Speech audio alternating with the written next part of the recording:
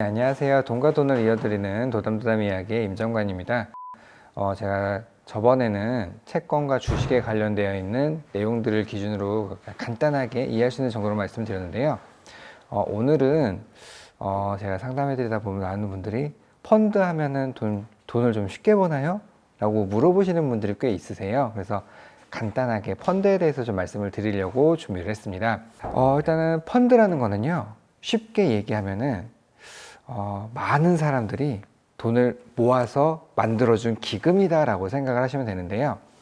나 혼자 투자를 한다라고 하면은요, 어떤 종목을 살지, 뭐 주식을 살지, 채권을 살지, 언제 살지, 언제 팔지,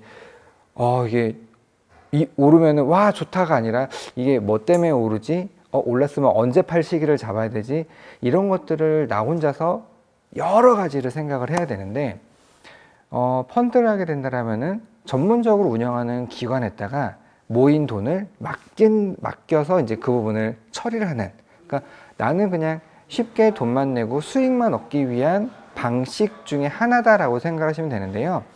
펀드도 어차피 투자이기 때문에요, 원금을 보장을 받을 수가 없어요. 근데 많은 분들이 아직까지도 좀 적금에 가깝다라고 생각하셔서 이거 하면은 원금 돌려받을 수 있죠? 라고 물어보시는데, 그거는 아니라는 것만 꼭 생각을 해줬으면 좋겠어요.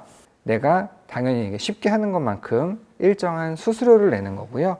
좀 더 펀드 종류도 쉽게 할 수 있는 이제 보험에도 펀드 상품들이 있는데, 그 부분을 이용하게 된다면은 좀 더 쉽게 운영을 할 수 있지만은 많은 수수료를 내야 돼서 실제로 내 수익이 많이 적어지는 그런 내용들이 있어요. 그렇기 때문에 내가 주식을 하기 무섭다, 너무 무서워, 그러면은 펀드를 선택하신다라고 생각하시면 되고요. 내가 근데 나는 펀드도 무서워, 누가 뭐 이거는 돈만 내면 무조건 다 까먹는데 몇 개월 안에 뭐 마이너스 몇 프로 났어, 이런 거 얘기 자체도 무서우시면요, 아무런 신경 쓰실 필요 없는 펀드형 보험, 이제 변액보험이라고 부르는 그 상품을 선택을 하시는 게 좋다라고 저는 생각을 해요. 그러니까 내 성향, 내가 얼마만큼 위험을 즐기느냐에 따라서 상품들을 선택하면 된다라고 보시면 되고요. 이제 그 다음에는 펀드의 종류, 그래서 이제 유형에 따라서 펀드가 여러 가지로 나뉘는데, 그냥 가장 쉽게 우리가 접할 수 있는 게 이제 주식형 펀드냐, 채권형 펀드냐, 이거는 이제 비율에 따라서 부르는 건데요. 주식형 펀드냐, 채권형 펀드냐, 주식이 조금 더 많이 들었으면 주식 혼합형 펀드냐, 채권이 비중이 높으면은 채권 혼합형 펀드냐, 아니면 이것저것 다 골고루 섞여 있는 혼합형 펀드냐 라고 보시면 되고요. 이제 그 다음에 공개 여부에 따라서 이제 사적으로 50인 미만이 펀딩을 한다라고 하면은 사모펀드라고 생각하시면 되고, 이제 50인 이상 우리가 쉽게 증권사 가서 아니면 은행 가서 쉽게 구입할 수 있는 거는 공모펀드다라고 생각하시면 되는 거고요. 이제 방식에 따라서 좀 달라질 수도 있어요. 저는 보통 루트펀드, 바디펀드, 그리고 이제 보호펀드라고 얘기를 많이 하는데요. 루트펀드 같은 경우는 말 그대로 뿌리죠. 근간이 되는, 그러니까 뭐 ETF나 ETN이나 아니면은 코스트 에버리지나 아니면은 이제 인버스, 이런 내용이라고 보시면 되고요. 바디펀드 같은 경우에는 우리가 흔히 얘기하는 가치, 성장, 배당, 이런 여러 가지 테마처럼 묶어놓는 펀드라고 생각을 하시면 돼요. 그리고 보호펀드는 말 그대로 종목을 지정한 펀드라고 보시면 되는데, 뭐 원유펀드, 금펀드, 철강펀드, 원자재 펀드, 이런 식으로 나뉜다라고 보시면 돼요. 그만큼 루트펀드 밑으로 내려갈수록 안정성은 훨씬 더 높은 대신에 수익은 조금 고만고만 하다라고 보시면 되고요. 보호펀드 위쪽으로 올라갈수록 이제 리스크가 커지는 만큼 수익은 커진다라고 보시면 돼요.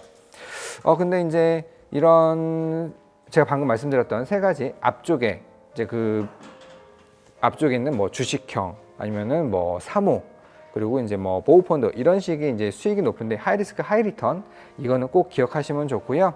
또 이제 여기에서 그런 식으로 나뉘지만 이것도 국내형이냐 해외형이냐, 이거에 따라서 나뉘고, 또 해외형 같은 경우에는 세금을 면제받는 비과세 상품들도 있기 때문에요. 여러 가지를 알아보시면 참 도움이 많이 되실 거라고 생각을 해요. 그러면 이제 그럼 나 펀드 가입 어떻게 해야 돼요? 라고 물어보시는데 저는 항상 추천을 해드리는 게 은행 가셔서 뭐 예금 준비하고 뭘 가입하려고 하다 보면은 옆에서 항상 얘기를 하거든요. 어머 고객님, 우리 지금 좋은 펀드 상품이 나왔는데요, 이거 한번 가입을 해보세요. 뭐 수익률이 어쩌고 저쩌고 하면서 은행 직원들이 추천을 해주는 펀드들이 있어요. 저도 제 경험상 그런 펀드들은 항상 마이너스를 찍을 확률이 상당히 높아요. 왜 그러냐면은 그 은행 직원들은 펀드에 대해서 그 현재 시장 상황에 대해서 아니면은 고객들의 투자 성향에 대해서 생각을 하고 권해주는 것이 아니고요. 그냥 그 은행에서 이번 주에, 이번 달에, 올해 밀어야 되는 펀드만 딱 알려주는 거예요. 그렇다면은, 내 성향도 아닌데 가입해놨다가 펀드가 계속 떨어지고 있다라는 그 알림이 와요. 만약에 계속 수익이 떨어지면은요. 그러면은 그거에 대해서 내가 확인을 어떻게 할 거냐는 거죠. 그냥 단순히 수익 떨어지는 것만 계속 볼 거냐, 아니면은 그 담당하고 있는 담당자한테 가서 지금 시장 상황이 어떠냐, 아니면 이게 왜 떨어지느냐라고 물어볼 수 있어야 되는데 은행 직원들은 그렇지 않다라는 거예요. 그냥 저도 모르죠, 뭐 떨어지가 떨어졌겠죠 라고 얘기하는 사람들이 대부분이라는 거예요. 그렇게 되면은 이게 정확히 어떤 걸 선택을 해야 돼 라고 생각할 수가 있는데요. 저 같은 경우는 TDF 상품을 많이 추천을 해드려요. 그냥 아예 경험이 없다라고 하면은 TDF 하나만 추천을 해드리는데요. 그게 왜 그러냐면요, 연령대에 따라서 이게 주식 투자에 관련되어 있는 배분이 자동으로 나뉘어요. 20대 분들한테는 주식형 펀드 배분이 한 7, 80%, 그리고 채권형 펀드가 20, 30%를 차지하는데요. 이게 점점 나이가 들면 들수록 점점 채권 비중이 자동으로 늘어나게끔 되어 있는데, 그 이유가 뭐냐면요, TDF라는 것 자체가 대략 제가 알기로는 10,000개에서 15,000개 정도 펀드에 자동으로 분산을 해줘요. 우리가 흔히 얘기하는 분산 투자라는 거는 위험성이 같지 않은 다른 그런 상품들의 투자라는 걸 얘기하는 건데, TDF 자체가 그런 부분을 많이 나눠주게끔 되어 있고요. 그리고 어느 정도 경험이 약간 좀 있으시다라고 한다면은 TDF를 한 40% 정도 진행을 하고, 나머지 60%에는 흔히 얘기하는 지수형 펀드, 저 같은 경우는 AB 미국 그로스 펀드라는 4차 산업에 관련되어 있는 재건자 펀드를 많이 추천을 해드리고요. 국내를 진행한다라면은 이제 ETF나 코스트 에버러지 200 ETF라든지 아니면은 뭐 신용고배당 밸류 이런 것들을 많이 추천을 해드려요. 그리고 나서 나머지는 진짜 한 10%, 20%는 아주 진짜 극도로 위험한 그런 부분을 진행하게 된다라면은 일단 TDF에서 분산이 되어 있고, 그리고 뭐 코스트 에버러지 200이라든지 아니면은 뭐 신용고배당 밸류라든지 AB 그로스라든지 아예 자체적으로 이제 나뉘어져서 분산이 되어 있는 상품에 일단 그것만 해도 분산이 거의 80%가 되는 거죠. 8, 90%가. 나머지 10%는 아주 좀 없어져도 괜찮진 않겠지만 그래도 약간 내가 감당할 수 있는 금액 범위 내에서는 좀 위험한, 수익이 아주 많지만은 많이 위험한 거에 대해서 한 번쯤 경험을 해보시는 것도 저는 괜찮다라고 생각을 하고 있고, 일반적으로 개인적으로 한다라면 이런 내용들이 내가 다 하나하나 모든 거를 구성을 해서 해야 되지만, 저희들은 그런 모든 것을 이제 펀드도 랩 상품처럼요, 이렇게 선택을 해서 랩 포장처럼 이렇게 휙 감아가지고 하나로 상품을 만들 수가 있어요. 그런 부분에 대해서 많이 추천을 해드리는데, 이유는요 간단해요. 관리가 편해요.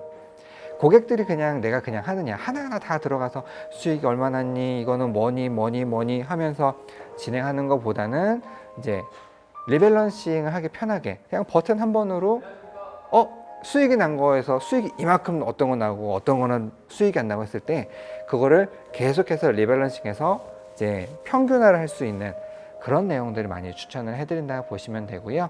그리고 한 가지 제가 좀 팁을 드리자면은, 펀드를 할 때는 저는 쪼개기 매수라는 방식을 많이 추천을 해드리는데요.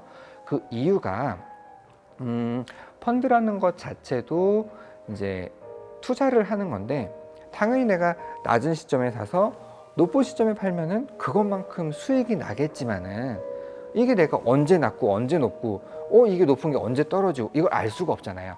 그렇기 때문에 그 평균점을 구하기 위해서 보통 한 달에 2번이나 3번 정도를 나눠서 똑똑똑똑 나눠서 한다라면은, 요 나눠서 구입을 하는 곡선을 하게 되면은 평균점으로 우상향이 되는, 최대한 우상향을 포물선 없이 완만하게 그리는 효과를 보기 때문에 저는 쪼개기 매수를 많이 추천을 해드리고요. 그 다음에 나 이거 언제 팔아요? 라고 물어보실 경우에는 3년 이내로 많이 추천을 해드려요. 왜냐면은 빅데이터적으로 보면은 평균적으로 3년이 가장 수익이 높다라는 데이터 분석이 있고요. 그리고 1년 이내는 내가 1년도 안 됐는데 10% 수익이 넘었어요. 뒤도 돌아보지 말고 파세요. 왜? 10% 수익 났으면은 수익 난 걸 내가 먹어야죠. 왜 떨어질 때까지 기다려요? 그리고 2년 차가 됐을 때는 한 조금 떨어지는 한 18%, 한 3년 차가 됐을 때는 평균 20%가 넘는데, 그래도 난 조금 한 1년 정도 더 보겠다라고 했을 경우에는 21%가 넘으면은요, 내가 뒤도 돌아보지 말고 팔고 다시 구입하는 그런 방식을 이용하시는 걸 저는 추천을 해드려요. 이게 물론 퇴직연금이라든지 연금저축이나 IRP 계좌에서 관리할 때는 좀 달라질 수 있긴 하지만은, 이 부분은 거의 보편적으로 저희들이 추천을 해드리는 방식이니까 이 방향을 하시면은 그래도 아주 100%, 200% 이런 수익은 아니지만은 최소 7, 8% 이상의 꾸준한 수익을 낼 수 있는 펀드 관리를 하실 수 있는 방법이 될 겁니다.